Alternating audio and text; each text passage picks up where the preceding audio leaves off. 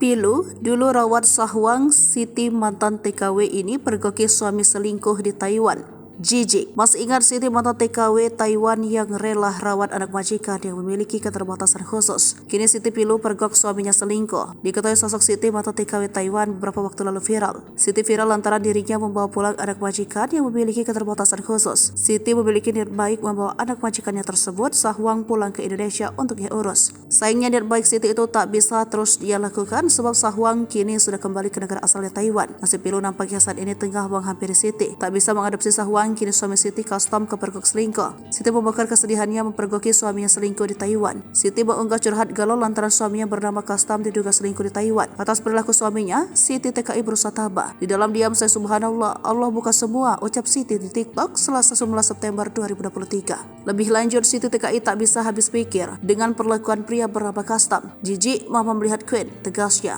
Meski hatinya tergores, Siti berupaya untuk berlaku baik. Jika orang yang kau sakiti masih baik terhadapmu, ia bukan berarti dia bodoh, tuturnya. Hanya saja level moral yang dimiliki sudah di atasmu, sambungnya. Terkait isu perselingkuhan, custom suami Siti TKI rupanya bukan hanya bersifat tudingan. Siti mengaku memiliki bukti dugaan perselingkuhan tersebut. Adapun dugaan perselingkuhan yang dilakukan suaminya itu terbukti dalam bentuk berbalas pesan. Apa saya perlu up sebuah foto kalian lagi video call? Kata Siti di kolom komentar saat custom live di TikTok. Ibu dari 4 anak itu bahkan mengaku jijik ketika melihat pesan antara custom dengan wanita tersebut. Saya jijik lihat ini bukan kalian samakan, tulis Siti Aisyah. Diketahui kisah Siti sebagai TKW bawa anak majikan membuat geger jagat dunia maya. Siti seorang TKW bekerja di Taiwan memilih pulang anak majikannya Sahwang kampung halamannya. Ia membawa anak majikannya bernama Sahwang karena ada ikatan batin selama merawat.